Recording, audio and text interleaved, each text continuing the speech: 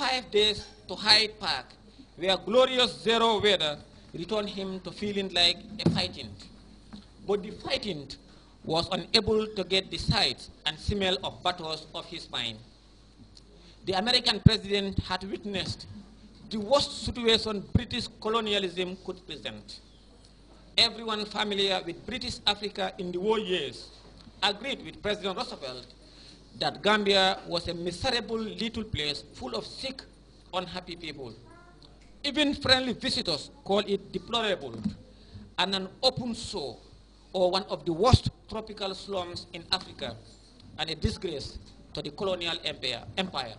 These are not words of President Jammeh. These are words of Elliot's and the then delegations of the United States of America to Banjul in 1943. Now, even America, if they can't bemoan the British government, their total negligence of the plight of the people of the Gambia.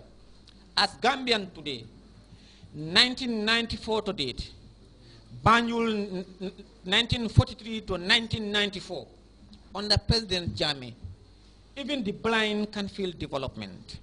The dumb can hear the sounds of development. Why those of us who are healthy, who are living testimonies of the unprecedented development that President Jammeh continued to register, not only in the Banjul. In 1943, when Banjul cannot have even water and electricity, how would my own village, or the people of Gunjur, or Boraba, or Pasamas, or Fatoto could feel at the time?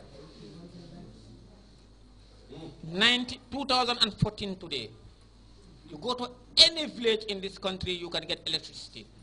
You have macadamized roads, street lights, infrastructure, health, education, you name it, the list goes on.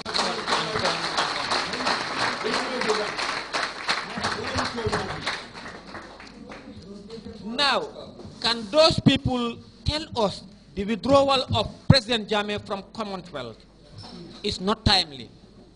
President Jammeh should have withdrawn from the Commonwealth since 1994. We want to thank him for that. I'm going to read page 16, 1 million reasons to leave the Commonwealth. Let's look at what President Roosevelt and the American people said at the time, and world writers of British Winston Churchill. There was also the matter of development. Great British foremost colonial theorist, Lord Lugard, set out in 1922 the requirements for development in his classic text, The Dual Mandate in British Tropical Africa. Development funds were to come from the colonial revenues from taxes and import duties that remained after paying a colony's administrative cost. But special circumstances led the colonial office to drag its feet on spending Gambia's modest revenues for development. There was the fear that one day the British government would cede the colony to France, since French Senegal surrounded it, and all money spent on development would be lost to the empire. They said they will not, they can only get the money from us, our groundnut and the resources, and they will take it back to London, but not to develop Banjul, because they might think that Senegal would one day want them to give them Senegal, and they will accept it. And after giving them to them, the resources they will spend in Banjul as development will be worse. That is how ungrateful the British were and are still. And there was an official notion that the colonial treasury had to hold substantial reserves to serve as a cushion for bad economic years. In Gambia, between 1900 and 1940, revenues almost exceeded expenses. The revenues they were collecting from Banjul was more than the expenses they do only to man their offices. The colonial government could have spent this money on social services, but it chose not to. In 1925, it allocated only £3,500 for education and $24,712 for medical services. By 1940, not even 1% of the colony's 200,000 population was receiving any education. In 1940, there was not a single citizen of the Gambia in the protectorate who had received education. By 1940, not even 1% of the colony's 200,000 population was receiving any education, and a British medical officer labeled Gambia's lone hospital indubitably the worst in the whole of the colonial empire. In a scathing critiques of Gambia's colonial administration in the Daily Express 2 months before World War II began, the journalist Marley Richards summed up the plight of Gambians. I questioned in court whether they have escaped from their slavery. They are taxed directly and indirectly out of all proportions to their miserable cost of living. They pay heavy duties on staple foods, rice and sugar. They even pay an export duty of 10 shillings a ton on the groundnuts they send out of the country. Almost their only earning sources. They are in bondage, these black Britons, referring to the Gambian, in debt from the cradle to the grave, in order to pay salaries to white Britons who administer where little administration is required, but do not develop when development is most needed. Afterward, the President Frederick Roosevelt bargained Churchill and battles and pushed hard for the formation of the United Nations to oversee decolonizations. President Roosevelt at that time, he told Winston Churchill that it is evident and it is only human and dignified enough for them to push forward policy of decolonization Banjul and other colonies.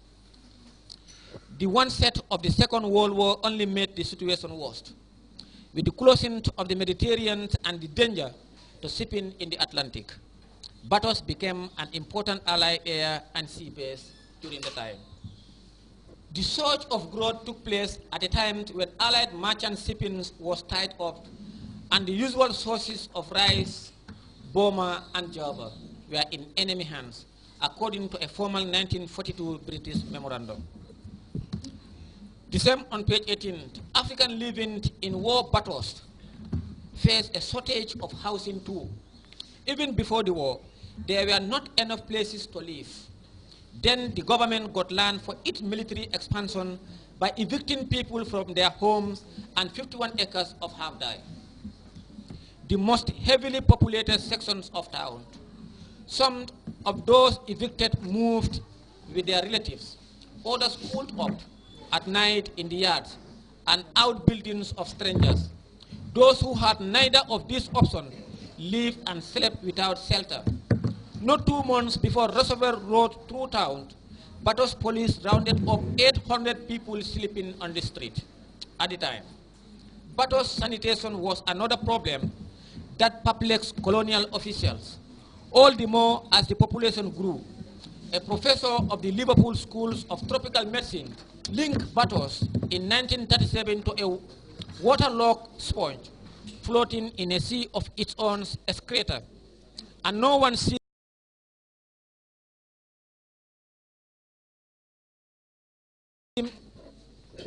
the diseases that resulted from this combination of problems made Batos in 1943 one of the unhealthiest cities on earth. Most Gambians had malaria, but according to British medical reports, respiratory diseases took the heaviest toll. Yaws was moderately plentiful, with 1 in 4 residents of most villages showing obvious indications on open sore of late yaws. 20% of Gambians had trachoma. Blindness was merely common, and there was more. Every village of any size had 2 or 3 lepers, and syphilis and gonorrhea were almost epidemic in part of Batos. Young children had the worst of it, the writer indicated.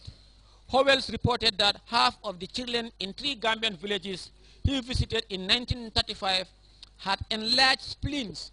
Conjunctivitis was chronic among them. Parasitic skin diseases were common.